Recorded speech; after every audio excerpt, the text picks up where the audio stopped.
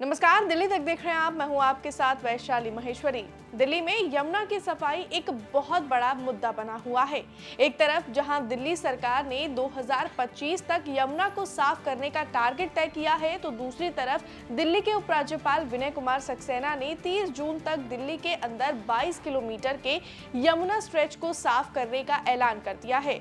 दिल्ली के एलजी ने यमुना सफाई की मुहिम में अब पुजारियों और पुरोहितों को भी जोड़ लिया है और उनसे धार्मिक, सांस्कृतिक और आध्यात्मिक कामों के लिए पर्यावरण के अनुकूल प्रक्रियाओं का पालन करने का आग्रह किया है। साथ ही उनसे यमुना की सफाई में सक्रिय रूप से भाग लेने के लिए लोगों को प्रेरित और प्रोत्साहित करने की भी मांग की है। बता दें कि यमुना में लगातार बढ़ रहे प्रदूषण को रोकने के लिए यमुना के कन्वेंशन सेंटर में पुजारियों के लिए प्रशिक्षण कार्यक्रम का आयोजन किया गया, जहां एलजी कार्यक्रम में मुख्य अतिथि के तौर पर पहुंचे और उन्होंने वहां मौजूद लोगों को संबोधित करते हुए दूसरों को जागरूक करने और बदलाव लाने वालों की भूमिका निभाने की अपील की।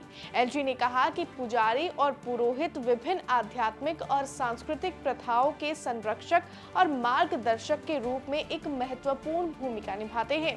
इन धार्मिक आयोजनों में जो कचरा पैदा होता है उसे यमुना में फेंक दिया जाता है, जिससे यमुना में प्रदूषण होता है। इस संदर्भ में यमुना प्रदूषण को रोकने और नदी की पवित्रता की रक्षा करने में उनकी महत्वपूर्ण भूमिका है।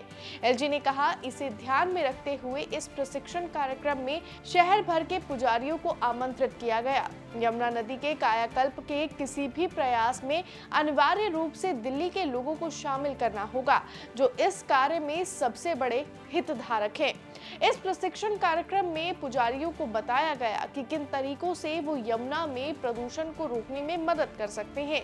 इनसे धार्मिक प्रसाद में पर्यावरण के अनुकूल सामग्रियों का उपयोग को बढ़ावा देना, नदी में कचरे या प्लास्टिक के डंपिंग को कम करना और लोगों को नदी के किनारे बने मंदिरों और आश्रमों में अपशिष्ट प्रबंधन प्रथाओं के बारे में शिक्षित करना शामिल है। पुजारियों से जागरूकता बढ़ाने, स्थानीय समुदाय और दूसरे संबंधित लोगों के साथ पर्यावरण के अनुकूल स्थायी प्रथाओं को बढ़ावा देने और अपनी भूमिका निभाने का अनुरोध किया गया और सरकारी एजेंसियों के साथ मिलकर काम करने को कहा गया। इस कार्यक्रम में पुजारियों को प्रदूषण को रोकने के उद्देश्य से सर्वोत्तम प्रथाओं के बारे में लोगों को जागरूक करने और उनका पालन करने के लिए प्रोत्साहित करने के लिए कहा गया।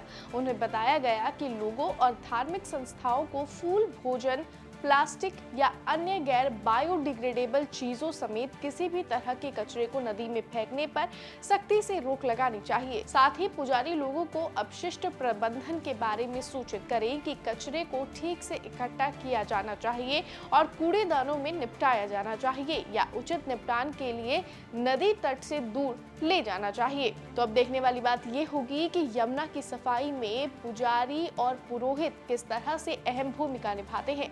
फिलहाल इस वीडियो में बस इतना ही, लेकिन वीडियो में दी गई जानकारी आपको कैसी लगी हमें कमेंट्स में जरूर बताएं। मुझे दीजिए इजाजत और दिल्ली से जुड़ी हुई तमाम खबरों के लिए आप देखते रहिए दिल्ली तक।